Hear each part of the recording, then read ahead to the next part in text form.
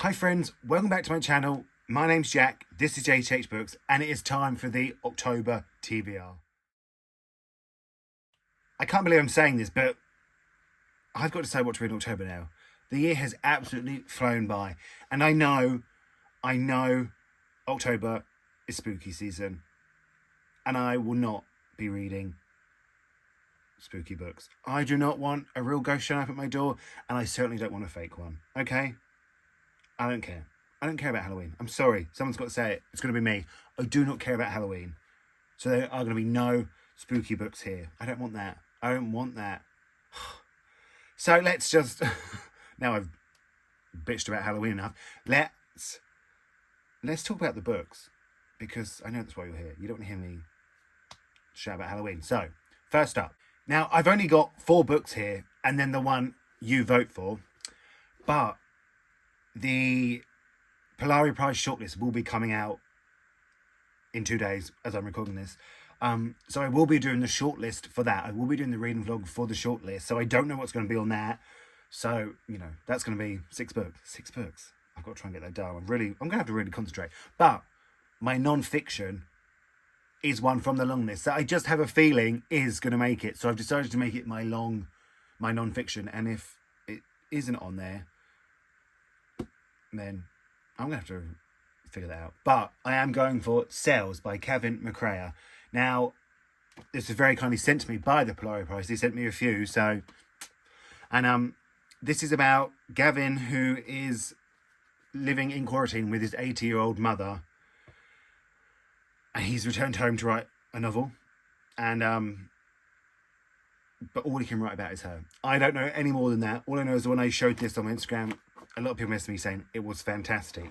And it's the Polari Prize, so it's queer in there somewhere. So I'm very excited to do that vlog, but I really have got to concentrate. I'm going to have to get on it pretty soon, aren't I? So, and I don't know when the prize is announced, so let's hope, you know, I've got a bit of time because, you know, I know, you know, I'm not going to be a real slow reader. So, but this is the non-fiction for the month. And then this was very kindly sent to me by Harbour360YA. And this is Charming Young Man by Elliot Schreifer. I don't know. This comes on the 23rd of the 10th. So, October. Well done for picking it then. And this, they say 16-year-old Leon Delafosse will be France's next great pianist. But despite being the youngest student ever accepted into the prestigious Paris Conservatory, there's no way for an impoverished musician to make his way in 1980s Paris without an outside patron. Young gossip columnist Marcel Proust takes Leon under his wing, and as the boys game their way through an extravagant new world, Marcel opens unexpected doors. When the larger-than-life Count Robert de Monte offers his patronage, Leon's dreams are real. But the more absorbed he is in becoming France's next great thing, the more he strays from the old country life with his family and his best friend Felix, a boy he might love. With each choice Leon makes, he must navigate a fine line between two worlds or risk losing it all. For perfect fans for the last night at the Telegraph Club. I love that book. So, they've, you know, this literally came in the post Saturday. So, I'm very excited for this one. And then because it's been a while, I want a big book that I can sink my teeth into. One that I'm hoping I really get into this. And it is The Scottish Boy by Alex de Campi. It is huge. I wasn't lying. I don't lie to you, friends. Shall I see how many pages it is? Well, friends, it's only 506 pages. You absolutely wouldn't believe that, would you? I thought there was going to be a lot more than that. But I've heard really great things about this. I've heard people really, really loved it. And let's find out what it's about, because I want something to sink my teeth into. It is 1333. Well. And Edward III is at war with Scotland. Newly knighted Sir Harry jumps at a powerful baron's invitation to ride north on a secret mission. A dozen knights attack a crumbling Scottish keep, capturing a feral, half-starved teen barely a year younger than Harry.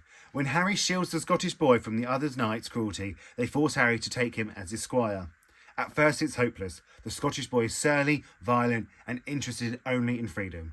But over an uneasy autumn vibes, the boy realises he can have his victory and his revenge on tilt yards just as well as the battlefield. With the Scottish boy by his side, Harry wins tournament after tournament and becomes a favourite of King Edward. But underneath his pageantry smoulders twin secrets, a growing passion, and the Scottish boy's mysterious heritage. As England once again hurtles towards war, these secrets threaten to consume everything Harry holds dear. It does sound good. Like, I love history. Okay? Okay, so I'm ready to sink my team into this. I can even see a little bit pictures. So, oh look, I'm quite excited. When do I ever get excited anymore? I don't, because I'm struggling. And next up, we have a book that is on my most anticipated list for the second half of the year. I'll link that video down below. And it is The Manor House Governess by C.A. Castle. Now, I follow this author on Twitter, and they've been talking about the book a lot, and I'm very excited for it. And chance to get a proof came up, and I took it. It comes out in November. I do know that. On the 9th of November. And that's what it was about. All Bronte Ellis has ever known in his life at St. Mary's all-boys boarding school, where he lingered first as a student, then as a teaching assistant. So when a chance to forge a new life in Cambridge presents itself, he seizes it with both hands. Arriving at Greenwood Manor as the new live-in tutor, Bron finds himself welcomed by all. The gregarious Mr. Edwards, the precocious pupil Ada, except for Darcy, the elusive and tempestuous eldest son. Oh, I love so many words in that. Despite the rumours about him, Bron cannot help feeling drawn to the one person who seems determined to avoid him. But when tragedy strikes the house, Bron begins to sense dark secrets smouldering between Greenwood's Manor's surface. Soon he's not sure what to believe, or whether he even has a future at Greenwood. Only Darcy holds the key, but if he can persuade to reveal his heart to Bron. Sounds good as well. So 9th of November this one comes out. I'm very excited for it. So, now, it's the time you've been waiting for, isn't it? It is time for the vote. It is time to see what you might be forcing me to read. I don't know where the jar is, so I've got to find the jar. I found it. It turns out it was just where I left it from last time, so. And remember, this tin's getting a bit empty, okay? And if we run out of things to put in, it's going to be embarrassing for me. Not for you, just for me. So I'll link my haul video down below. Any of there you want to put in, you can put in. I know someone did. Someone did. Thank you, Lindsay. So, and I'm hoping it's going to come up, because I do kind of want to read that. So, let's find out. Had a good enough shake, didn't it? Let's be honest.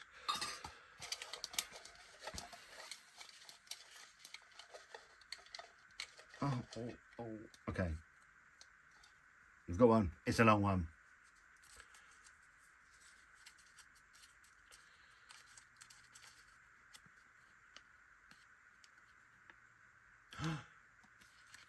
Transcendent Kingdom by Gifty by Amelia Reads. Hello, Amelia, my friend. I appreciate you. Thank you for putting this in. I'm very excited to read this. Oh, I know a lot of people love this book, so I'm really happy about that. I'm really, really happy about that. And let's see book 2. What could book 2 be? I'm trying to do it all in like one sort of continuous thing, so it doesn't look like I cheat or anything. Here we go. Now, I have put some in myself, you have put some in, and some people from Instagram have put in, books. So, it could be someone from Instagram. Oh. Yes, Daddy by Jonathan Parks Rummage from Paul. Hi, Paul. Thank you for putting in. Right, let me quickly grab those 2 books. We'll find out what they're about. And then I don't know what I was going to say. So we have 2 books here that I have owned for a very long time. So we have Transcendent Kingdom by Gifty, which, let's find out what it's about. Oh, it's got deckled edges. I didn't know that. Gifty is a 6-year PhD candidate in neuroscience at the Stanford University School of Medicine, studying reward-seeking behaviour in mice and the neural circuits of depression and addiction. Her brother Nana was a gifted high school athlete who died of a heroin overdose after an ankle injury left him hooked on Oxycontin. Her suicidal mother is living in her bed. Gifty is determined to discover the scientific basis for the suffering she sees all around her. But even as she turns to the hard sciences to unlock the mystery of her family's losses, she finds herself hungering for her childhood faith, grappling with an evangelical church in which she was raised. Evangelical church. I can say that word, okay? Whose promise of salvation remains as tantalising as it is elusive. I mean, it doesn't sound like it's going to be a barrel of laughs, does it? But I actually do remember Amelia saying to me that she loved this one and she thinks I would love it. So, and I trust Amelia. So that's option 1. And then we have Yes Daddy by Jonathan Parks Ramage, which was by Paul. Thank you, Paul. You know, I appreciate you. And let's find out what this is about. I think these were both actually on the first line battles, weren't they? Jonah Keller moved to New York City with dreams of becoming a successful playwright, but for the time being he lives in a rundown sublet in Bushwick, working extra hours at a restaurant only to barely make rent, when he stumbles upon a photo of Richard Shriver, the glamorous Pulitzer Prize-winning playwright and quite possibly the stepping stone to the fame he craves. Jonah orchestrates their meeting. The two begin a hungry, passionate affair. When summer arrives, Richard invites his young lover for a spell at his sprawling estate in the Hamptons. A tall iron fence surrounds the compound where Richard and a few of his close artist friends entertain, have lavish dinners, and Jonah can't help but notice employ a wait staff of young, attractive gay men, many of whom sport ugly bruises. Soon, Jonah is cast out of Richard's good graces, and a sinister underlay begins to emerge. As a series of transgressions lead inexorably to a violent climax, Jonah hurtles towards a decisive revenge that will shape the rest of his life. I mean, it doesn't sound like I'm going to sort of have a jolly time with either, does it? Let's be honest. But here's the vote. I'm excited. I'm very excited to see what you pick. I would, of course, be doing a reading vlog. I obviously won't be doing one on Disney Cruise like I did for the last one, which no one really watched. But so I'll link it down below if you want to, but you don't have to. So get your votes in. Get your votes in because I'm excited. That's it. That's it. Although I didn't see that many books, I think it's going to be a heavy reading month for me, October. And summer's gone here. So we had like a little heat wave, but it has gone. So as always, I'm going to thank you all so much for watching. Feel free to vote, of course. Comment. If you've watched the whole video, feel free to add any of the books for the jar. Please add some for the jar. Feel free to like and subscribe. Please like and subscribe it because apparently it really helps. And I don't want to feel like I'm doing this for nothing. And I'm going to speak to you all really, really soon.